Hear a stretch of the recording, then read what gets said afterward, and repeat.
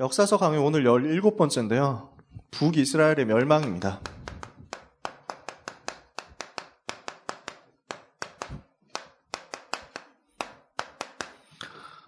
그리고 여기에 대한 하나님의 선교 계획입니다.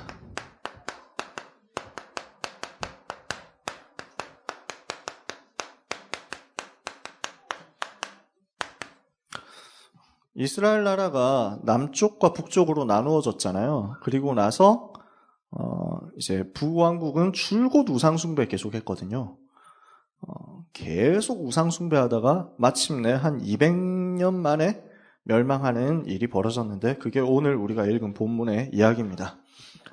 사실 그 이전에 이스라엘 나라가 되게 번성하고 있었거든요. 그 번성의 뒷면을 볼 수 있어야 돼요. 나라가 잘 된다. 뭐가 잘 되는 것 같다. 지혜로운 사람은 거기에서 흥분하지 않습니다. 그 번성에 도취되지 않습니다. 그 뒷면을 볼 수 있어야 됩니다. 여로보암 2세라는 임금이 다스리고 있을 때였는데요. 요 사람이 나라를 다스리고 있을 때가 대체로 BC 793년에서 753년입니다. 요 시기가 언제냐라고 하면은 도단성 운동 일어난 그 직후 정도 된다고 보면 돼요. 무슨 말이냐면 요 사람은 복음이 별로 없는데 이 사람은 여전히 우상 숭배하는 악한 사람인데 이 사람이 다스리고 있을 당시에 이스라엘은 최고 전성기였거든요. 북이스라엘이 최고 전성 시대를 맞이했어요. 경제적으로 발전하고 그 다음에 문화적으로 발전하고 그 다음에 군사적으로도 굉장히 강해졌습니다. 그렇게 돼서 저기 북쪽으로 쳐 올라가가지고 아람을 눌러버렸어요. 원래 아람이 굉장히 강대국이었잖아요. 그런데 도단성 운동 일어나고 나서 싸우지 않고 승리하는 일이 벌어졌었죠. 이때부터 아람을 줄곧 누르기 시작했어요. 북이스라엘이 오히려. 저 강대국 아람이 북이스라엘 나라한테 밀려가지고 북쪽으로 점점 쫓겨가는 거예요. 이것을 이제 막아줄 다른 나라가 별로 없었습니다. 최고 강대국이었던 아수르도 이때는 힘이 별로 없었어요. 그러니까 그 동네에서 이스라엘이 최고 강한 나라가 됐습니다. 그 정도 됐어요. 그래서 이스라엘 영토가 거의 솔로몬 임금 때 최고 전성기였는데 그때하고 비슷하다 할 만큼 넓어졌어요. 그 땅이. 여로보암 2세 때가 굉장히 잘 나가는 때였단 말이죠. 그러니까 도단성 운동의 결과가 이만큼 영향이 컸다는 겁니다.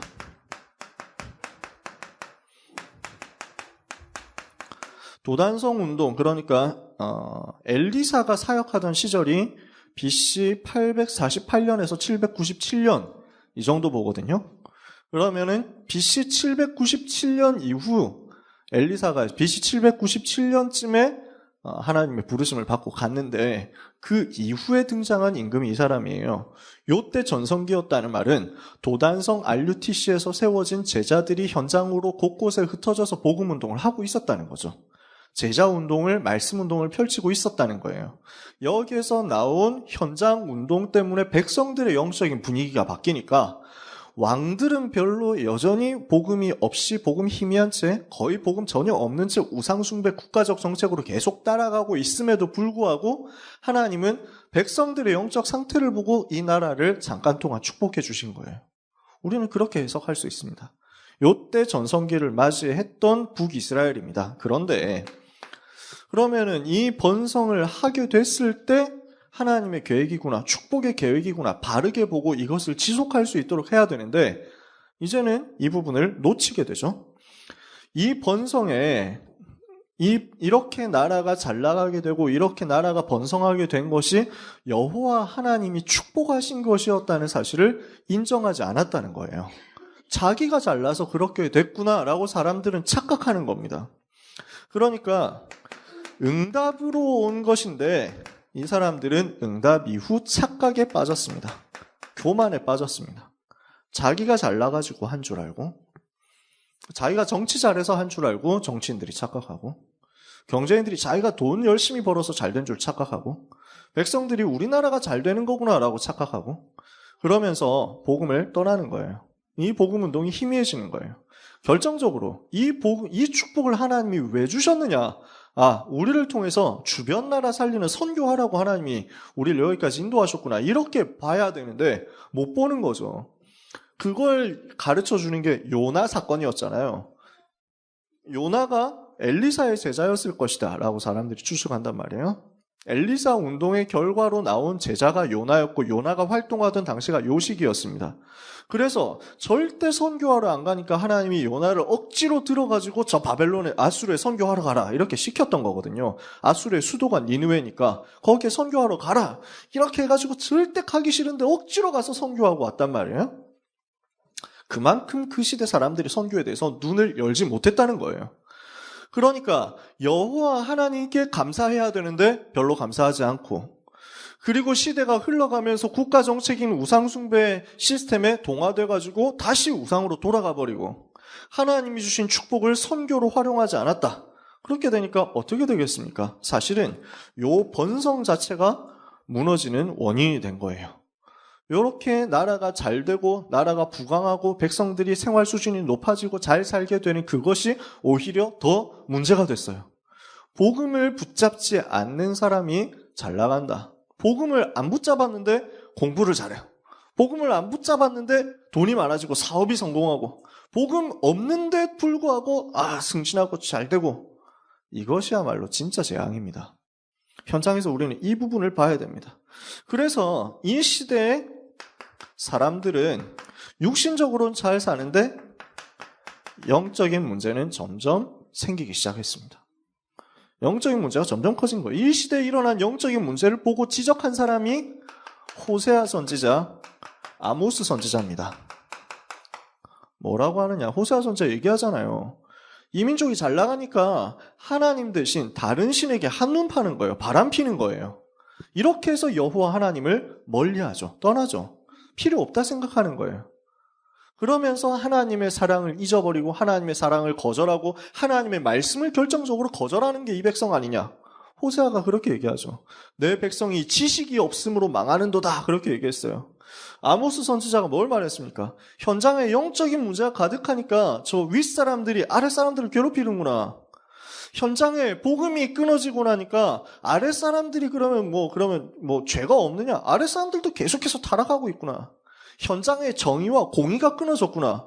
그럴 수밖에 없는 영적인 상태가 됐구나.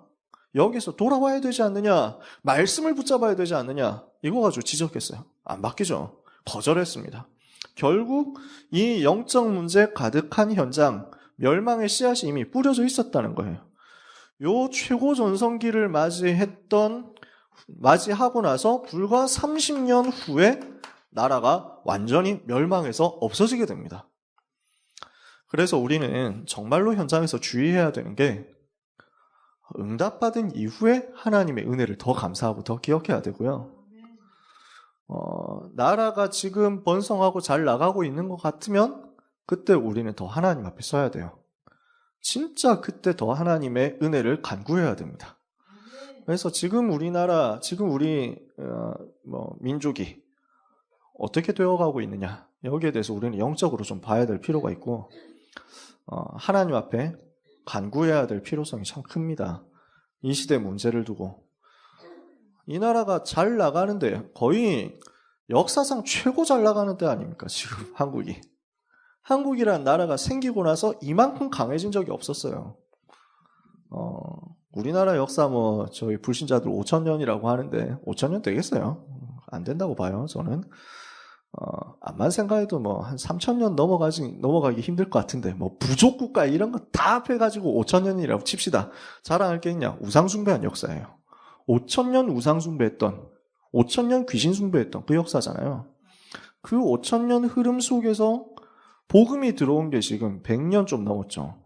그러니까 5,000년 동안 어둠 속에 있던 이 나라에 하나님이 복음을 주시고, 그 복음 때문에 이 나라는 완전 역사가 뒤집어져가지고 여기까지 왔어요. 어제 화요 집회 갔다 오면서 덕평에서 오는데 3시간 걸렸잖아요. 그래서 처음으로 그렇게 걸렸는데, 진짜 오지게 막히더라고요. 그래서 3시간 동안 할 게 뭐 있어요. 포럼할 수밖에 없지. 그래서 우리 권사님들하고 막 참 뭐 수많은 포럼을 했는데 동훈이가 때마침 군대를 간 덕분에 그래서 군대 포럼도 할 수 있게 되고 제가 뭐 어디 가서 군대 얘기 잘 안 하잖아요. 응답받은 얘기 말고는 메시지에 꼭 필요한 군대 얘기 말고는 저는 군대 얘기를 안 합니다. 이러니까 여자분들이 아닌 것 같은데요 생각하시는 것 같은데 절대 그렇지 않고 남자들을 만나보시면 알 수 있습니다. 얼마나 남자들이 군대 얘기를 더 많이 할 수 있는가. 저는 그런 정도 안 합니다. 예.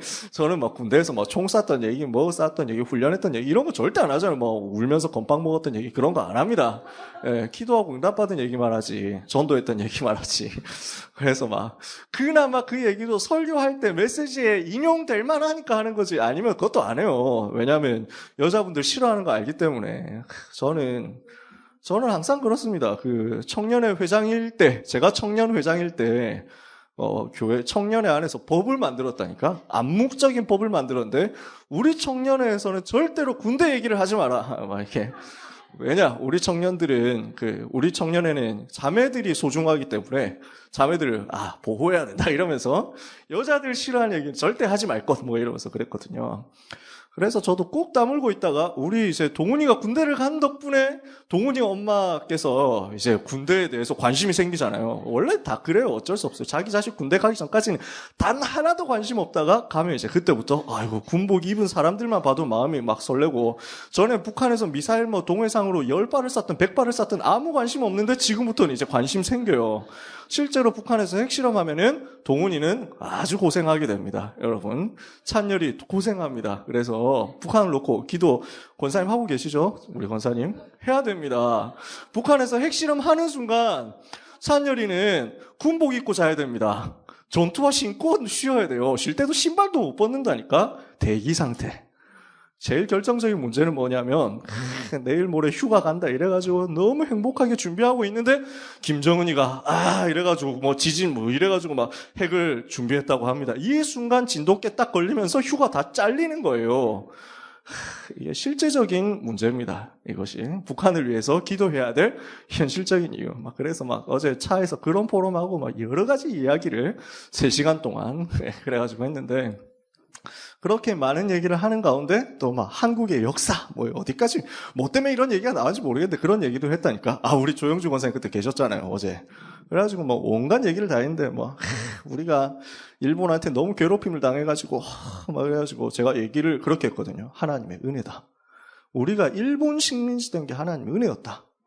왜 그러냐? 제가 이 얘기를 했는데 밖에서 이제 악마의 편집해가지고 이 부분만 잘라내면 이남현 목사는 친일파 뭐 이거 아니가 뭐 이러면서 할 건데 그 얘기를 하는 게 아닙니다. 여러분 어디 나가서 혹시 그렇게 하시면 안 돼요. 왜냐하면 우리 그때 국무총리 하려고 했던 사람이 이 말을 제가 지금 하는 이 말을 한 건데 그 말만 방송에서 떼가지고 문창극 씨는 친일파였다 이래가지고 지금까지도 친일파 소리 듣고 있잖아요. 저는 친일파가 아니고 친일파 맞는데 일본 사랑하니까 일본 복음화 해야 되잖아요. 중국 복음화 해야 되니까 친중파고 미국 복음화 해야 친미파고 다 그렇습니다. 저는 다 사랑하니까.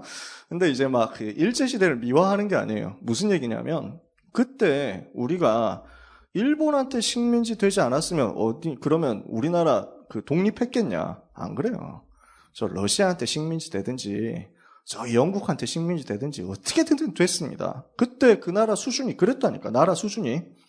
만약에 안 되고 우리가 일본처럼 메이지 유신한 것처럼 먼저 근대화 성공해가지고 제국주의 국가 됐다. 그러면 어떻게 됐을까요? 이 나라는 저 일본이 갈급하지 않아서 복음을 거부했던 것처럼 지금도 그랬을 가능성 되게 높습니다. 왜 우리나라가 이렇게 잘 됐느냐? 조상 잘 섬겨서 그렇지. 제사 열심히 지냈을 가능성 굉장히 높습니다. 당장 일본이 식민지 된 적 없고 아픈 적 없고 실패해본 적 없으니까 복음화가 1%도 안 됐잖아요. 지금 예수 안 믿거든요. 자기 잘 산다 이거예요. 우리는 어려웠으니까 갈급한 상태에서 뭔가를 찾았어요. 하나님의 은혜 아니면 안 되겠구나 하고 찾아다녔다니까. 그게 하나님의 은혜였죠. 근데 그러면 식민지가 된 게 그랬다 치면은 다른 나라 말고 일본 식민지 된 게 왜 하나님의 계획이었냐. 만약에 우리가 저 일본 말고 다른 나라 식민지 됐으면 어디 됐겠어요? 다 서양 나라밖에 없어요. 서양 나라 식민지 됐으면 어떻게 됐겠냐. 우리는 기독교 믿는다라는 자체가 서양 앞잡이, 식민지 앞잡이 이렇게 됐을 가능성은 높습니다. 그렇게 욕을 먹었을 거예요. 왜냐? 지금도 중국에서 그래요. 중국 교회에서 연구해 보니까 주기적으로 반기독교 운동이 사회 운동으로 일어나요. 왜 그러냐? 외세 배격하자 이러면서 왜 그 서양 제국주의자들 때문에 우리나라가 이렇게 망한 거 아니냐? 우리 중국이 이렇게 어렵게 됐다. 저 서양 제국주의 앞잡이가 기독교다. 기독교 몰아내자. 중국은 중국 민족의 사상으로 뭐 이러면서 돌아가는 거예요. 계속 그렇죠. 지금도 그렇습니다. 이번에 시진핑 다시 집권 2기 시작하면서 헌법 바꾸고 거기에 집어넣은 사상이 중국은 중국 민족 사상으로. 그러면서 신이 없다. 신은 없으니까 기독교 이런 사상 박멸하자. 이런 걸 집어넣었다는 거예요. 그렇게 돼 있으니까. 근데 우리는 일본이 하면서 신사참배시키고 억지로 이랬거든요. 불교는 전혀 지장 안 받았어요. 불교 섬기는 거 지장 없어요. 왜냐하면 일본 사람들 다 불교 믿거든요. 불교 믿는 사람 신사참배하는데 조금 더 거부감 없습니다. 어디 가든지 절하는 사람들이기 때문에. 신사참배를 억지로 시키는데 거절했던 사람은 한국 기독교인밖에 없죠. 그러니까 기독교 하면은 일제하고 싸워준 팀들 이렇게 딱 우리나라 사람들이 생각을 하게 된 거예요. 그러니까 지금 우리나라가 지금까지 여기까지 오는데 교회를 막 제국주의 앞잡이다 이러면서 핍박한 적 없잖아요. 복음운동이 이렇게 현장으로 흘러가는데 외세다 이렇게 해가지고 문제된 적 없었거든요.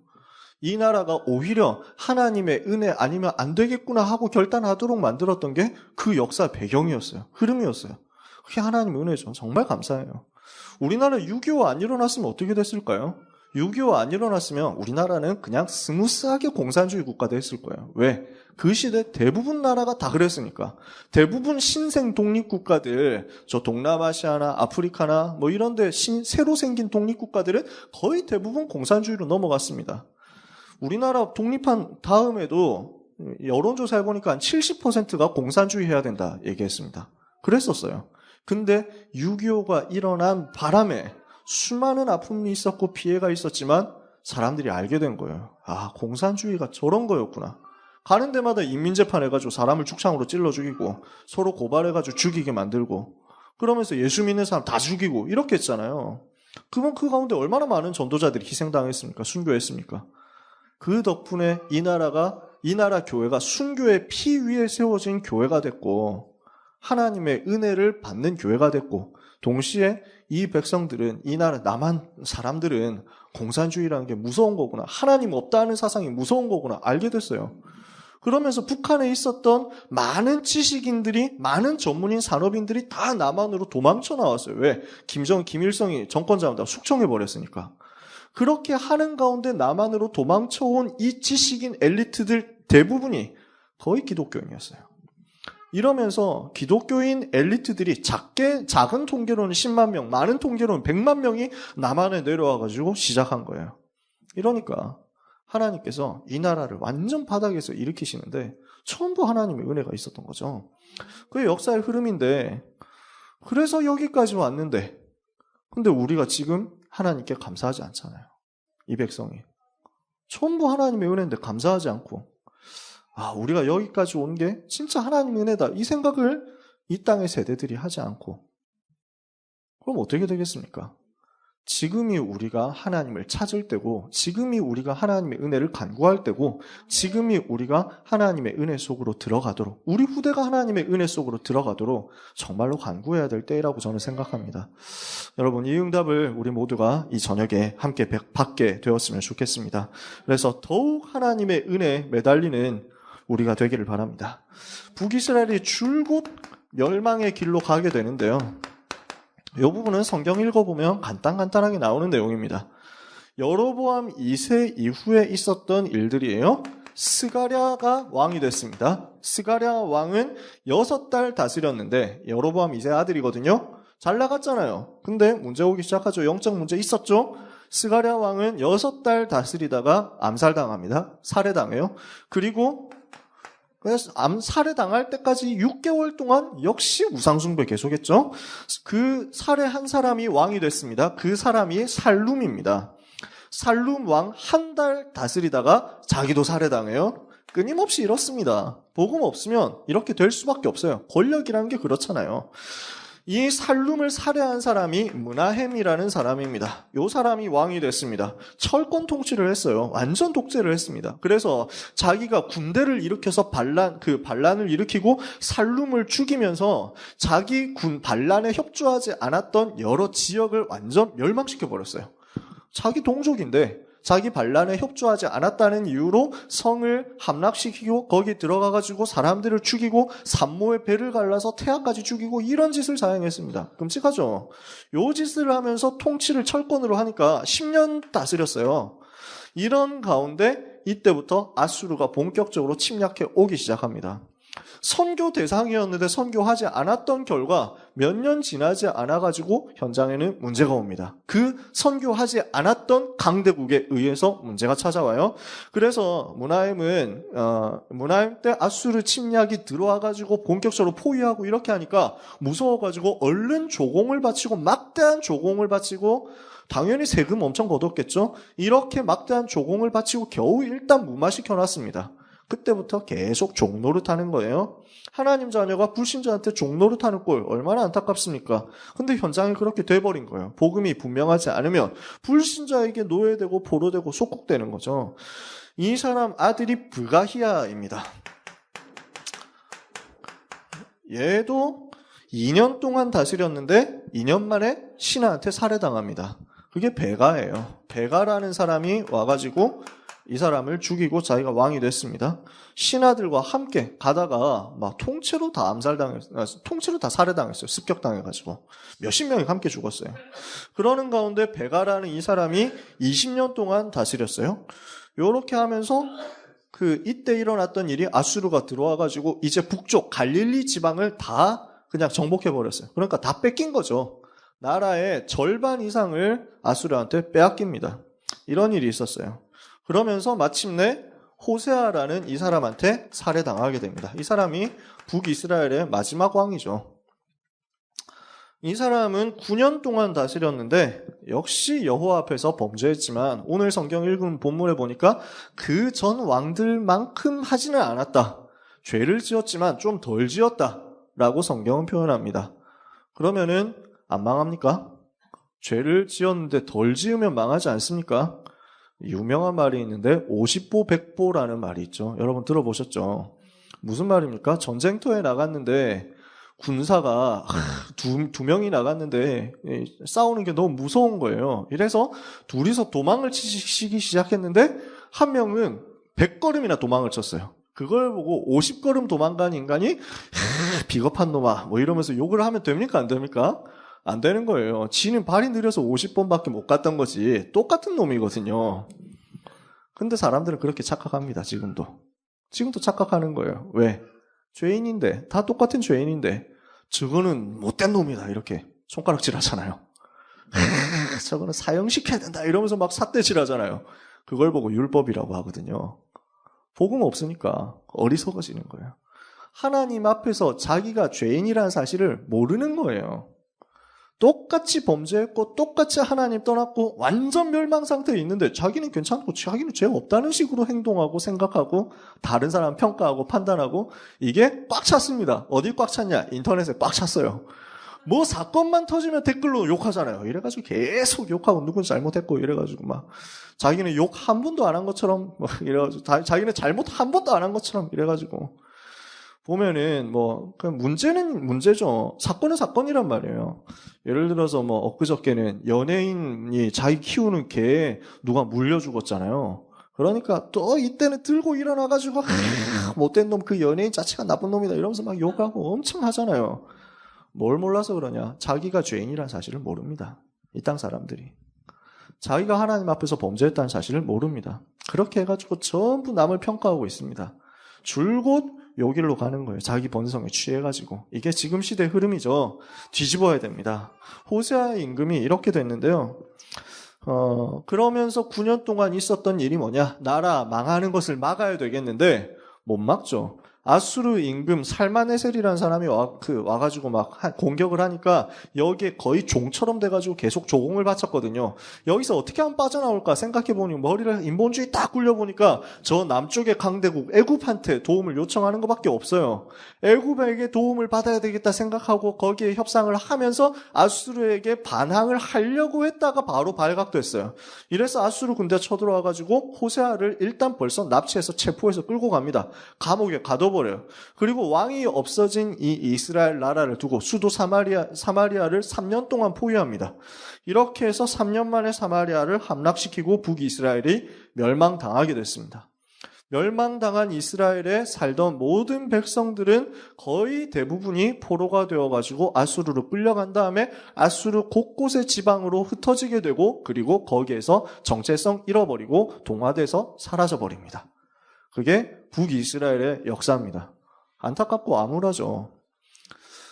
남유다 나라 사람들은 그게 하나님의 은혜가 있었어요. 똑같이 바벨론에 망했지만 흩어져간 그때 포로가 돼가지고 흩어졌던 그 자리에서 붙잡을 말씀이 있었어요. 이 사람들은. 남유다 사람들은 나중에 포로가 돼서 끌려갔지만 예레미야에게 받은 메시지가 있었어요. 언약의 메시지가 있었고 불과 몇십 년 전에 요시야라는 임금이 나타나가지고 복음을 잠깐 회복했던 그 부분을 알고 있었어요. 복음 회복이라는 그 시대적인 흐름 속에서 맛을 봤던 사람들이었기 때문에 그 흩어진 땅에서 렘넌트로서 살아남을 수 있었어요. 근데 이 사람들은 그게 없었거든요. 계속 수백 년 동안 우상 숭배해왔던 흐름을 못 빠져나왔죠. 그러니까 결국 거기에서 사라져버리고 말았습니다. 왜 멸망하게 되었느냐? 이유에 대해서 성경 저자는 계속 설명합니다. 이게 17장 7절 이하에 쭉 나오는 얘기예요. 이걸 다 읽어야 되는데 되게 마음 아픈 이야기를 성경 저자가 지금 계속 하고 있거든요. 7절에 보시면 이 일은 무슨 일이죠? 나라가 멸망하고 끌려가고 살해당하게 된 이 비참하고 슬픈 일은 왜 생겼느냐? 이스라엘 자손이 자기를 애굽 땅에서 인도하여 내사 애굽 왕 바로의 손에서 벗어나게 하신 그 하나님 여호와께 죄를 범했던 것 때문이다. 그게 현장의 모습이죠. 그게 문제 올 수밖에 없는 이유였습니다. 무슨 말입니까? 애굽 땅에서 인도해 내신 여호와 하나님, 뭐죠? 근본 구원이잖아요. 출애굽이라는 말이 무슨 말입니까? 애굽에 종되었었던 거기에서 빠져나왔다. 무슨 말이에요? 세상에서 마귀의 지배를 받으면서 범죄하는 가운데 살았었던 운명 사주팔자 속에 있었던 불신야 상태 속에 있었던 그 백성을 하나님이 은혜 부어주셔서 애굽 땅에서 건져내셨다. 뭘로요? 양의 피를 가지고 복음이거든요. 이 근본 복음을 잊어버리고 놓치고 기억하지 않고 더 이상 붙들지 않고 더 이상 의지하지 않고 그 복음을 주신 하나님을 기억하기를 거절했다. 그 얘기예요. 근본 구원의 복음을 놓쳐버린 이스라엘입니다. 그래서 십계명에 보면 항상 이 부분을 확인하게 하시죠. 여호와가 누구냐?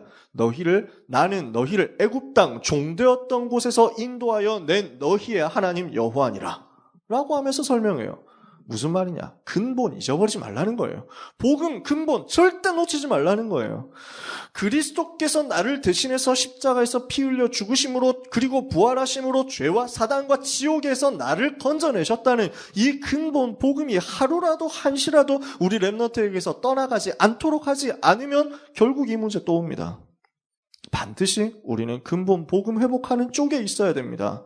근본 복음을 회복하지 않고 근본 복음을 기억하지 않고 거절했다.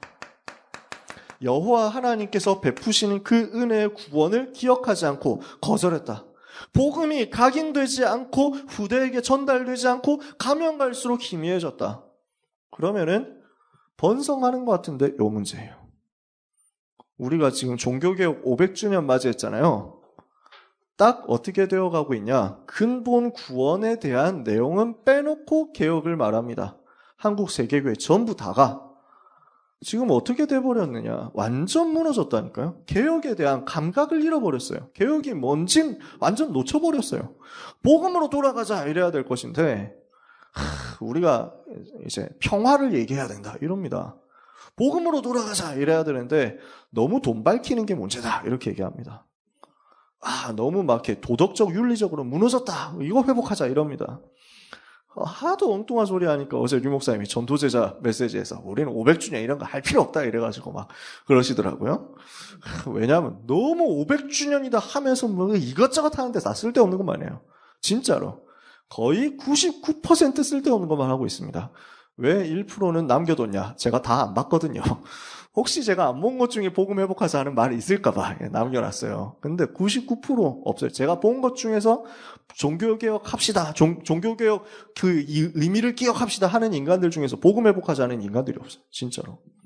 완전히 희미해져 가고 있는 시대 흐름 속에 우리가 근본 복음을 또다시 회복하도록 계속 후대에게 전달하도록 하게 됐다. 얼마나 중요한 사명과 천명과 소명을 갖고 있냐 알 수 있습니다. 우리가 진짜 이 시대에 무너져가고 있는 영적인 흐름을 회복시킬 장본인이고 주역이기 때문에 하나님은 반드시 여러분에게 역사하실 수밖에 없습니다. 언제냐? 언약 제대로 붙잡는다면 말이죠. 두 번째, 근본 복음을 놓치고 근본 구원을 놓치고 여호와 하나님을 놓치니까 어떻게 돼요? 다른 신을 섬기게 될 수밖에 없죠. 이방 사람의 규례와 이스라엘 왕들의 율례를 택했다라고 8절에 말했습니다. 여호와께서 이스라엘 자손 앞에서 쫓아내신 이방 사람의 규례를 따라갔다. 무슨 말이냐? 복음 없는 세상 문화 흐름을 따라갔다는 겁니다. 문화를 놓쳐버렸어요. 그리고 세상이 만들어 놓은 대단한 문화, 화려한 문화, 달콤한 문화, 다락 문화 딱 쫓아갔어요. 지금 시대도 그렇게 가고 있죠. 우리 후대들이 무슨 문화를 즐기고 있는가 봐야 되겠죠. 그리고 그 문화에서 렘넌트를 지켜야 되겠죠. 지킨다는 말은 하지마, 보지마 뭐 이렇게 돼서는 절대로 먹히지 않습니다. 못 보게 한다고 안 볼까요? 하지 못하게 한다고 안 할까요? 택도 없는 얘기죠. 렘넌트들은 여러분의 머리 꼬덩이 위에 올라가 있다는 사실을 알아야 됩니다. 그렇잖아요. 얼마나 전문성이 있는데요. 우리는 싹 금지해도 렘넌트를 싹 풀어가지고 막 어떻게든지 막 지난주에 인터넷에서 봤는데 이제 컴퓨터를 못하게 하니까 어느 정도 전문성 있게 컴퓨터를 몰래 하느냐. 이걸 전문용어로 몰컴이라고 하는데 몰컴을 하기 위해서 제가 영업 비밀을 폭로하는 것 같긴 하지만 우리 렘넌트들은 그렇지 않으니까 옷장을 비웠어요. 옷장을 비우고 이 옷장에 구멍을 뚫어가지고 콘센트를 연결한 다음에 거기에 컴퓨터를 집어넣고 모니터를 집어넣고 옷장에 박혀가지고 이래가지고 컴퓨터를 옷장 속에 들어가서 문 닫은 거는 닫아놓고 이렇게 하는 거예요. 이걸 보고 댓글이 나오는데 뭐냐? 셀프 사도세자 이래가지고 뒤주를 만들어 스스로 갇히는 거지. 이렇게 됐다니까. 얼마나 전문성 있게 하는데요. 뭐냐? 뛰어넘는 복음 문화 절대로 만들어서 후대에게 전달해야만 됩니다. 그 이전에 그거 만들기 이전에 그럼 어떻게 해야 되겠냐? 복음을 가지고 모든 문화 재해석하고 재적용하고 재창조할 수 있도록 완전 복음으로 답줘야 됩니다. 정말로 그거 해야 돼요. 그래서 게임, 웹툰 이런 거 저는 우리 랩런트들에게 이 부분을 재적용하고 재창조할 수 있도록 재해석해 줄 수 있도록 계속 답을 줘야 된다고 보고요. 지난주에 그 청소년 신학원 전도학 강의하면서 주제가 게임이더라고요. 그래서 제가 얘기했거든요. 어떻게 게임을 해야 되느냐. 그래서 한 3가지 얘기했어요. 완전 복음으로 결론 난 다음에 게임으로. 3가지. 게임 전혀 안 하는 사람은 하나님 은혜고 좋습니다. 그건 안 하는 사람은 굳이 할 필요는 없어요. 근데 하는 사람은 어떻게 해야 되냐? 3가지 길이 있습니다. 일단 무조건 완전 복음 안에서 영적 규모 만들어야 되고, 그게 되어졌다. 그 사람이 게임을 어떻게 누릴 것이냐. 이걸 찾아줘야 돼요. 3가지 누리는 길이 있는데, 첫 번째, 정말 시대적인 게임에 전문성이 있는 사람이 있을 수도 있어요. 아주 드물게 있을 수 있습니다. 그 사람은 프로게이머로 가면 돼요. 그러면 세계적인 사람이 됩니다. 지금 한국이 낳은 프로게이머, 세계 최고 게이머가 있는데 페이커라고 여러분 전혀 모르시겠지만, 그래서 지난주에도 대역사를 일으켰습니다. 지금 중국에서 대회를 하고 있는데 말도 안 되는 기적을 일으켜가지고 역전승을 했는데 사람들이 역시 페이커다 이러면서 막 얼마나 유명하냐면 미국에서 다 취재해가고 이랬다니까요. 대단해서 연봉을 몇억 원씩 받습니다. 이 사람이.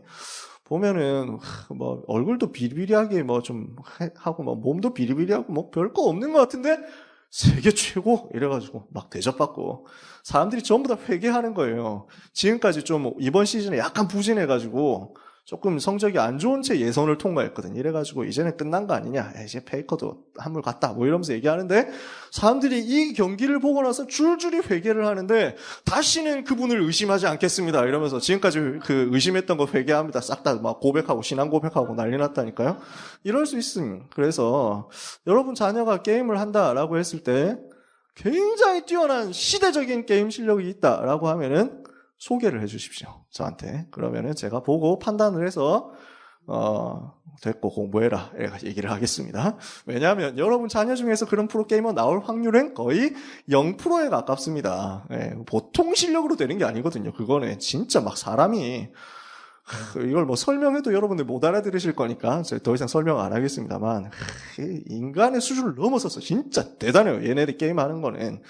아무튼 뭐 그래요. 근데 요 경우에도 문제는 있어요. 자기가 이 게임을 너무 잘한단 말이에요. 근데 그 게임이 인기가 떨어져 버리면 아무 소용이 없어요. 아무짝에도 할 게 없어져요. 정말 그렇거든요. 그래서 이것도 하나님 은혜 없으면 못해요. 실컷 게임 해가지고 막 이것도 수명이 엄청 짧거든요. 프로게이머는 10대 후반에 시작해서 20대 중반 되기 전에 끝납니다. 프로게이머 전성기는 24살 되면 노장입니다. 프로게임 세계가 그래요. 제가 좋아하기 때문에 알아요. 그럼 그 이후에 뭐 해야 되냐? 그냥 인터넷 방송 틀어놓고 막 사람들한테 막 쇼해가지고 돈 받고 뭐 이래야 돼요. 그거 말고는 거의 갈 데가 없어요. 그런데 물론 그 하는 동안은 돈을 꽤 많이 벌기 때문에 가능은 합니다. 근데 쉽지 않아요. 이렇게 해서 진짜 하나님의 은혜 없으면 실컷 게임해가지고 최고로 올라갔더니 그 게임 리그 자체가 문 닫고 그 게임 했다고 돈 주는 그 회사 문 닫고 뭐 이러면 소용없어져요. 저는 많이 봤기 때문에 그렇습니다. 이게 첫 번째 길입니다. 희박하죠. 두 번째 길이 있는데 기획자, 개발자로 가는 거예요. 이것도 괜찮습니다. 시대의 흐름을 바꾸는, 문화를 바꾸는, 살리는 게임 만드는 거죠. 왜 못하겠습니까? 할 수 있죠. 진짜 복음 가진 사람이 들어가가지고 복음 누리는 게임 만들도록 재창조하는 거죠. 그게 아닌 한에는 세 번째, 성공자가 되라. 진짜 참 성공자 돼가지고 게임을 누려라. 한 번씩 할 수도 있는 거죠. 사람이. 유 목사님도 그렇게 낚시 좋아하는데 근데 성공자가 돼서 게임을 한다는 거는 자기의 스케줄 다 있잖아요. 자기 하는 일이 다 있잖아요. 이거 다 하면서 빈 시간에 조금 하는 거거든요. 그렇게 하면서 유 목사님 낚시하잖아요. 그 낚시하는 시간이 기도가 되잖아요. 그래서 성공자가 돼서 게임을 누린다는 것은 자기 스케줄 다 하고 복음 운동 다 하면서 빈 시간에 조금 하는 그 부분이 기도로 연결되는 게임. 이렇게 해야 돼요. 이렇게 해가지고 문화를 뒤집어야 됩니다. 여러분 후대들에게 그래서 이 부분을 알려주세요. 정말로 복음을 가지고 할 수 있도록. 복음을 가지고 뒤집을 수 있도록. 이렇게 만들어줘야 됩니다. 요걸 놓치니까 그냥 불신자들이 만들어 놓은 세상 문화 흐름 다 따라가면서 그게 진짜인 줄 알고 배웁니다. 지금이야 그나마 동성애 같은 문제에 대해서 이슈에 대해서 어른들이 그거는 너무했지. 동성 결혼 이건 아니지 라고 생각하잖아요. 이미 20대에서는 넘어갔습니다. 20대 세대들은요. 동성 결혼 뭐 자기가 좋다는데 뭐가 문제냐 라는 쪽으로까지 이미 대부분 넘어갔습니다. 왜? 학교에서 그게 좋은 거라고 배웠어요. 학교에서 그건 인권 보호라고 배우고 있어요. 이미 그것은 지지해주고 이해해야 되고 포용해야 되는 것이라고 배우고 있어요. 지난번에 말씀드렸잖아요. 서울대학교 입학시험 모범 답안이 성소수자 차별 철폐를 위해서 싸웠다는 거예요. 그걸 했을 때 서울대학교 입시에 합격한다는 거예요. 그 정도로 무너져 버린 시대 속에서 문화까지 그걸 지지합니다. 애들 좋아하는 게임의 영웅이 동성애자로 공식적으로 설정 나왔습니다. 그 영웅이 동성애자이기 때문에 사람들이 보고 애들이 보고 나도 동성해야지 하느냐? 그렇지는 않아요. 뭐 게임 세계는 게임 세계죠. 근데 문제는 뭐냐면 그렇게 동성애자를 띄워주는 것이 좋은 것처럼 아이들 속에 어느 순간 들어가 버려요. 그게 현장에 쫙 깔려 있습니다. TV에 깔려 있죠. 영화에 깔려 있죠. 다 깔려 있어요. 뒤집어야 됩니다. 문화 흐름 뒤집어야 됩니다. 이건 놓치니까 어떻게 됩니까? 곳곳에 산당을 세우고 거기서 우상 섬기고 분향하고 이방인들이 하는 것처럼 우상 숭배하는데 결국 뭡니까? 귀신 숭배하는 거죠. 귀신을 섬기는, 마귀를 섬기는 짓으로 가게 됩니다. 이러니까 여호와를 경노하게 했다. 성경 그렇게 얘기합니다. 재앙 올 수밖에 없죠. 여호와를 거절하고 귀신 섬기니까. 현장 모습입니다. 더 문제는 이걸 두고 경고하는 선지자들을 거부했습니다. 선지자들의 말씀을 듣기를 거절했습니다. 메시지가 선포되는데 그 메시지를 듣지 않는다. 어떻게 되겠어요? 결국 하나님께서 경고하신 대로 재앙의 말씀이 성취된 것입니다. 올 수밖에 없다라고 했던 그 멸망이 성취되어 버렸습니다. 그래서 이스라엘은 고향을 잃어버리고 아수르에 사로잡혀가게 됐습니다. 여기에 대해서 성경은 뭐라고 얘기하느냐? 유다 외에는 남은 자가 없어졌다라고 했습니다. 이게 사실은 제일 끔찍한 말이죠. 남은 자가 없다. 렘넌트가 없다. 희망 없다는 말이잖아요. 우리는 남은 자 찾아내야 되고 남은 자 세워야 되는 남은 자 운동의 주역들입니다. 그래서 반드시 하나님 주시는 은혜를 이 밤에 받게 되기를 바랍니다. 그럼에도 불구하고요, 이렇게 되어서 멸망하게 되었음에도 불구하고요, 하나님의 계획은 없어지지 않았어요. 그게 참 놀랍고 감사한 일이죠. 뭐냐? 미래를 향한 계획이 있었습니다. 미래를 두고 하나님이 주시는 계획이 있었습니다. 이 부분 여러분이 알고 계십니다. 과정을 보니까 아수르 왕이 바벨론 사람들을 사마리아에 이주시켰어요. 땅이 비었잖아요. 사마리아에 살고 있던 이스라엘 사람들을 다 끌고 갔어요. 몇 명 좀 남았어요. 진짜로. 정말로 막 힘 없는 사람, 끌고 가봐야 소용도 없는 사람, 이런 약한 사람 몇 명 남았어요. 요 남아있는 사람들이 있는, 점점이 조금 있는 이 땅, 거의 대부분 비었으니까 저 아수르 살고 있었던 사람들, 특히 바벨론 사람들, 요 동네 사람들을 끌고 와가지고 여기에 억지로 거주시켰어요. 강제 이주시키면서. 거기에 온 사람들이 바벨론 땅에서, 아수르 땅에서 이렇게 해가지고 건너온 이 사람들이 여기에서 살면서 자기 우상 숭배를 하고 살기 시작하는데, 이 땅에서 여호와 하나님을 섬기지 않았기 때문에 재앙이 이 사람들에게 오기 시작합니다. 그러니까 새로 이주해 온 이 사람들이 자꾸만 어려움을 당하는 거예요. 왜냐? 여호와께서 여호와 섬기지 않으니까, 가나안이라는 메시아 보낼 땅에서 여호와 섬기지 않으니까 주의 사자를 보내가지고 쳤단 말이에요. 이러니까 이걸 어떻게든 근데 어떻게 알았는지 하여튼 알았어요. 영적인 감각이 있어가지고 알았어요. 뭐 그런 식으로 보고됐는지도 몰라요. 이 땅의 신이 노했다 하는 식으로 보고했는지도 몰라요. 아무튼 이렇게 돼가지고 보고를 받은 아수르 임금이 그래? 그러면은 저 포로로 끌고 왔던 사람 중에서 여호와 섬기는 제사장이 있으면 몇 명 돌려보내라, 이렇게 한 거예요. 이렇게 해가지고 사마리아 땅으로 제사장 얼마가 돌아왔어요. 여기에서 사람들에게 여호와가 누구시냐라는 것을 다시 가르치기 시작해요. 그렇게 가르치니까 이 사람들이 여호와도 섬겨야 되겠다 하기 시작합니다. 뭐가 나오느냐? 혼합 종교가 나옵니다. 그래서 이 사마리아 땅이 인종 혼합이 이루어져요. 그러면서 종교 혼합도 생기기 시작합니다. 하나님도 섬기고 바알도 섬기고 이런 식으로 이 혼합 종교의 땅이 됐습니다. 이렇게 되니까 어떻게 됩니까? 사실은 제일 가까운 땅인데 이렇게 되는 거예요. 사각지대가 되고 재앙지대가 된다. 누구한테입니까? 남유다한테 그렇습니다. 남쪽 유다는 아직 안 망했어요. 남쪽 유다 망하려면 아직 100년 더 있습니다. 100년 더 걸려요. 이게 지금 BC 722년의 일이에요. 주님 오시기 전 722년에 나라 망했어요. 유다 나라 망하려면 586년이에요. 아직 100년 더 넘게 남아요. 140년 가까이 남았어요. 요 140년 동안 사마리아에서 이런 일이 일어나는데 여기에 대해서 눈을 제대로 떴느냐? 히스기야 왕이 좀 떴어요. 히스기야 왕이 조금 봤어요. 그래서 사람들을 보내가지고 메시지 나중에 전해요. 그 부분에 대해서는 나중에 히스기야 임금 이야기할 때 하겠죠. 그리고 나서의 문제예요. 그리고 나서 예수님 오실 때쯤 돼가지고 사람들이 어떻게 받느냐는 거예요. 히스기야 왕 때 조금 복음 회복하고 사마리아를 품었는데 그 이후에 다시 없어졌어요. 그리고 포로가 돼서 끌려갔다가 다시 돌아왔어요. 회복해가지고 이스라엘 땅 안에서 신구약 중간기 시대를 거쳐가면서 몇백 년이 지나요.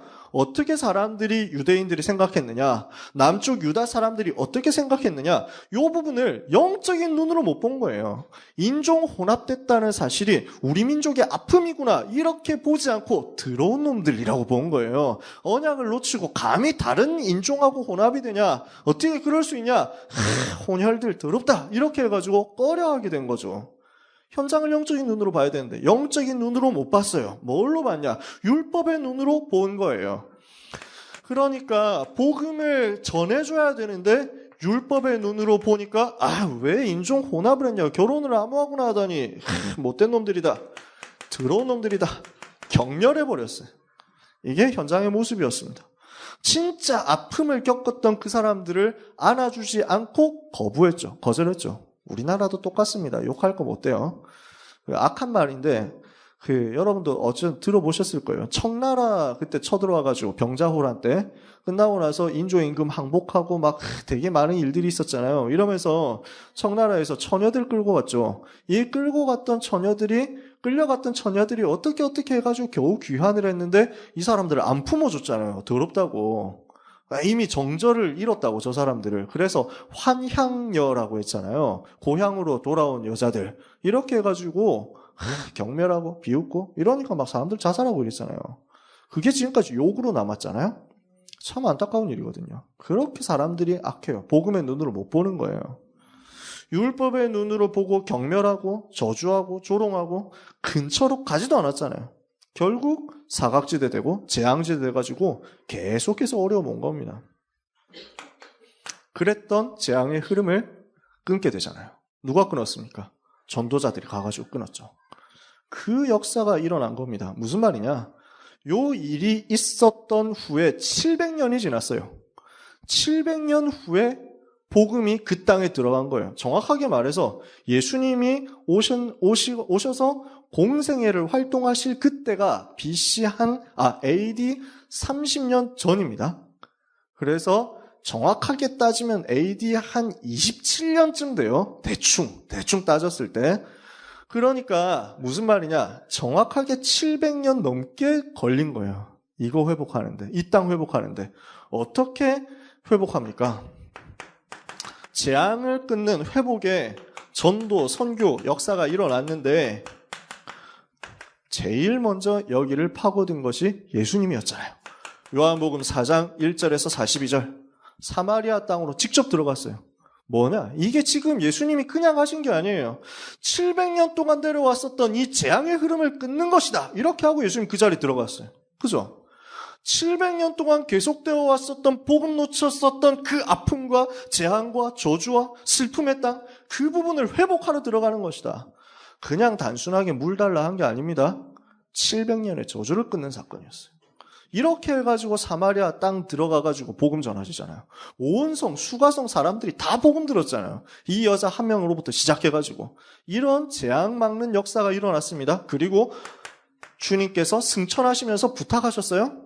사도행전 1장 8절에 오직 성령 임하시면 권능받고 예루살렘과 온 유대와 사마리아와 땅끝까지로 내 증인 될 것이다. 주님이 명령하시고 부탁하신 내용 속에 사마리아라는 현장이 들어있었어요. 이게 마침내 성취된 겁니다. 사도행전 8장 4절에서 8절. 누구를 통해서? 흩어진 자를 통해서. 누구를 통해서? 흩어진 자, 전도자, 평신도, 중직자, 제자, 빌립 한 사람을 통해서. 빌립이 스데반의 일 때문에 교회에 크게 핍박이 일어나서 사도들 외에는 유대와 사마리아 온 땅으로 흩어지니라.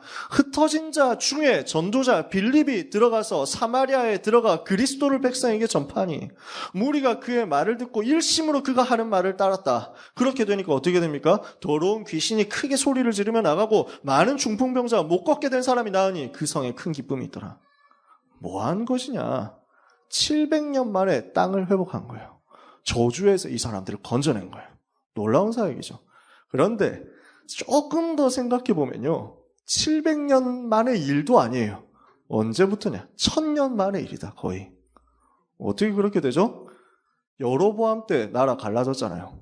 그러고 나서 그 사마리아 땅에서는 여로보암이 만들어 놓은 이 이제 금송아지 우상, 이것 때문에 계속 저주가 됐었거든요. 계속 여호와 하나님 떠났었어요. 그때가 언제냐? 930년 언저리입니다. 빌립이 백성들에게 복음을 전하게 된 게 거의 AD 30년 좀 넘습니다. AD 30년에 마가다락방 운동 처음 시작됐으니까. 그러니까 32년, 33년이라고 치면요. 진짜 900년, 960년 만에 일어난 사건이에요. 이게 거의 1000년 만에 일어난 사건입니다. 무슨 말이냐? 빌립 한 사람이 들어가가지고 복음 전한 것은 1000년의 흐름을 뒤집는 전도운동이었다. 여러분, 우리가 오늘 복음 붙잡는다면 정말로 1000년의 응답이 임한다는 사실을 믿으시기를 예수님의 이름으로 축복합니다. 그래서 결론이요. 우리는 1000년의 전도, 1000년의 선교를 오늘 이 밤에 회복하도록 기도해야 되겠습니다. 북이스라엘이 하나님의 말씀 거절했으니까 멸망길로 갈 수밖에 없었잖아요. 그런데 말씀 붙잡은 한 사람 때문에 1000년의 재앙이 무너졌어요. 그게 뭡니까? 빌립이었잖아요. 한 사람이요. 한 사람이 말씀 붙잡으면 한 지역을 잡고 있었던 1000년 넘게 잡고 있었던 흑암 세력 무너져 버립니다. 그 응답을 우리는 들고 들어가는 거예요. 한 번도 복음이 전해지지 않았던 땅 1000년뿐이겠습니까? 몇 천 년 동안 계속되었었던 재앙의 흐름, 저주의 흐름을 한 사람 전도자가 뒤집어 버린다. 어마어마한 거죠. 이 언약을 품고 지금 우리 팀들이 또 카렌 가잖아요, 내년에. 이게 얼마나 위대한 일입니까? 동남아라는 한 지역에 수천 년 내려왔었던 재앙을 꺾는 것이다. 한 종족에 수천 년 내려왔었던 재앙 흐름 꺾는 것이다. 이게 여러분 전도자의 걸음입니다. 오늘 우리가 정말 복음 붙잡고 정말 여호와 의지하고 정말 하나님의 말씀을 순종하고 말씀을 마음에 담는다. 각 현장에서 1000년의 응답이 일어날 줄 믿습니다. 이게 빌립이었어요. 이게 마르틴 루터였어요. 실제 루터가 1517년에 들고 일어났다. 뭘 말하냐? 거의 1000년 이상의 흑암을 무너뜨린 거예요. 313년에 기독교 공인되잖아요. 사실은 그때부터 이미 기독교가 살살 변질되기 시작한 상황이었어요. 그러면서 380년에 기독교가 국교화되거든요. 이때부터는 걷잡을 수 없이 영적으로 황폐화되기 시작해요. 소수의 복음 붙잡은 사람들은 있었어요. 그런데 전반적으로 현장에서는 전도와 선교가 상실돼가요. 이게 교회 역사의 흐름이었어요. 중세 천주교 흐름을 보니까 완전 기가 차도록 변질돼 버렸어요. 말도 안 되게 무너져 버렸어요. 요 시대 흐름 속에서 루터 한 사람이 시작했는데 그렇다고 루터가 또 완전히 복음 제대로 깨달았냐 하면은 좀 안 그런 부분도 있었어요. 그래서 제가 지난주에 중고등부 교사회의 하면서 우리 종교개혁 500주년인데 뭔가 기념하는 걸 했으면 좋겠는데 아이디어 혹시 없습니까? 이랬더니 우리 박희영 권사님이 95개조를 읽읍시다 이러시더라고요. 그래가지고 좋은 생각이다. 너무 좋은 생각이다 이랬는데 그 옆에 우리 김석재 장로님이 한술 더 떨어가지고 그 95개조를 저 오금 성당 앞에 가서 읽고 붙이자 이러는 거예요. 아 이거 얼마나 웃긴지 진짜 너무 막 꼭 그러고 싶더라고요. 근데 그 95개조를 읽읍시다 이래가지고 저도 한번 처음으로 찾아서 읽어봤어요. 말만 들었지 한 번도 안 봤거든. 그래서 살살 읽어보니까 솔직히 이게 뭔 말인가 싶은 것들이 조금 있더라고요. 이게 뭔 말인지 좀 헷갈린다 싶은 것도 있고 아직 루터가 요때까지만 해도 복음 좀 덜 깨달았구나 싶은 부분도 있는 게 마리아 보고 하나님의 어머니라 그래. 그런 부분이 좀 있더라고요. 나중에 가면 없어지는데 그때까지만 해도 좀 그랬어요. 살짝. 그렇게 했는데도 불구하고 1000년의 흑암을 깼다니까요. 이게 그리스도 붙잡은 그거 하나. 루터가 했던 주 내용이 95개조 보니까 면죄부 판매하는 인간들이 동전이 면죄부 헌금함에 딸랑하고 떨어지는 순간 떨어지면서 딸랑 소리를 내는 순간 죄에서 빠져나오고 연옥에서 천국으로 간다는 소리를 한 그놈은 지옥으로 갈지어다 뭐 이런 정도 얘기예요. 막 저주를 받을지어다 뭐 그런 얘기들인데 1000년 저주를 무너뜨린 그 말이었어요. 욕을 해도 이렇게 복음적으로 해야지. 그래서 여러분 우리는 1000년의 응답 받게 될 줄 믿습니다. 한 사람만 시작해도 돼요. 두 번째, 그러면 중요한 열쇠가 있는데 현장을 무슨 눈으로 보느냐 하는 것입니다. 이 현장을 율법의 눈으로 보느냐 복음의 눈으로 보느냐 이 현장을 10명의 정탐꾼처럼 불신앙의 눈으로 보느냐 믿음의 눈으로 보느냐, 어떤 눈으로 보느냐에 따라서 이걸 뒤집느냐 못 뒤집느냐, 흐름을 바꾸느냐 못 바꾸느냐 달라지겠죠. 그래서 여러분, 율법의 눈으로 보면 경멸하게 되고 질시하게 되고 비난하게 되고 죽이게 됩니다. 복음의 눈으로 보면 살리는 전도 대상자예요. 그죠? 불신앙의 눈으로 보면은 두려움의 대상이에요. 믿음의 눈으로 보면 아무것도 아니에요. 껍데기밖에 없어요. 정복할 현장이죠. 오늘 우리는 가나안을 그렇게 봐야 되겠고, 저 아수르 바벨론을 그렇게 봐야 되겠고, 오늘 우리는 로마를 그렇게 봐야 되겠습니다. 이 시대의 현장을 보면서 믿음의 눈으로 보도록 주님이 이 부분을 가르쳐 주신 거예요. 어디에서? 사도행전 1장 8절에서 얘들아 예루살렘 살려라. 얘들아 온 유대 살려라. 핍박할 것이다. 아무것도 아니다. 곧 있으면 멸망하게 되는 저 유대를 살려내라. 저 사마리아 땅 악하게 보지 말고 복음의 눈으로 보고 살려내라. 로마를 살리고 땅끝까지 가라. 왜? 살려내야 될 믿음의 대상이에요. 세 번째 마지막입니다. 그래서 우리는 뭐 해야 되겠냐? 오늘의 사마리아 현장을 찾아야 되겠다. 그죠? 오늘 우리 현장에서 사마리아를 발견해야 되겠습니다. 뭐예요? 혼합에 빠진 땅 살려내야 됩니다. 어디를 찾아가야 되겠습니까? 사각지대. 사각지대 없는지 찾아야 돼요. 그래서 이 사각지대 되어버린 바람에 재앙지대 되어버린 땅을 찾아내도록 이 사마리아 현장을 찾고 살리는 전도운동이 일어나도록 기도하면서 응답을 받아야 되겠습니다. 다음 주에 우리 캠프 하려고 했는데 다다음 주로 한 주 미루기로 했어요. 왜 그러냐면은 우리 다음 주에는 전도자들이 너무 많이 좀 현장에서 빠지게 돼요. 또 바자회도 있고. 그래서 처음에 같이 가려고 했는데 한 주 미뤄서 여기에는 우리 여전도사님들이 희생하시기로 하셨어요. 원래 그 주간이 1년에 한 번 있는 여교역자 수련의 주간인데 그걸 빠지고 그래서 이제 캠프로 인도받기로 그렇게 됐거든요. 그럼 그때 우리는 뭐 하는 것이냐? 사각지대 뒤집어야 돼요. 이 지역에 있는 사각지대. 캠프 목표가 뭐냐면은 이 오금동 전부를 한 번은 다 돌아야 되지 않냐라는 거예요. 제가 품고 있는 기도 제목이. 그래서 지금까지 캠프하면서 한 번도 안 돌았었던 오금동 지역을 이번에 다 끝낼 겁니다. 그게 저기 계룡역 주변 지역, 그 다음에 여기 새로 생기는 아파트 지역, 여기예요. 그래서 여기까지 이번 캠프 때 하고 나면은 그 이후에는 지역별로, 지교회 팀별로 계속 캠프 했으면 좋겠고, 전체가 들어가는 캠프는 이제 다른 동네로, 저 방이동도 가야 되잖아요. 방이동 구석구석 다 밟아야 돼요. 어찌됐든 다 밟아야 돼요. 그리고 가락동도 가야 되잖아요. 바로 길만 건너면, 오금역에서 길만 건너면 가락동이에요. 다 가락동이에요. 저기도 우리는 이제 꽂아야죠. 깃발 꽂으러 가야 돼요. 한 군데 한 군데 다 정복해가지고 이 땅 모든 사람이 일단 다 듣게 해야 되죠. 그런 캠프를 할 겁니다. 뭘 해야 되냐? 사마리아 사각지대 찾아내서 빛 비추는 역사 우리가 체험해야 되겠는데, 하나님께서 이것 때문에 기도하는 모든 참사랑 가족들에게 오늘 밤에 응답하시고 천년의 응답으로 역사하실 줄 확신합니다. 여러분의 인생, 여러분의 걸음이 전도자 빌립처럼 천년의 흑암 무너뜨리는 걸음 되기를 예수님의 이름으로 축원합니다. 기도하겠습니다. 하나님 감사합니다. 은혜 주사 여기까지 복음의 흐름을 붙잡고 오게 해주심을 감사합니다.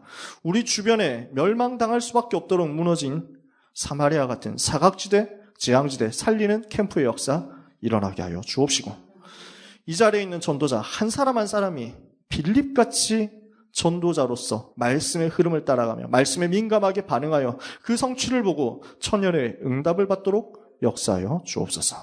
예수 그리스도의 이름으로 기도합니다. 아멘.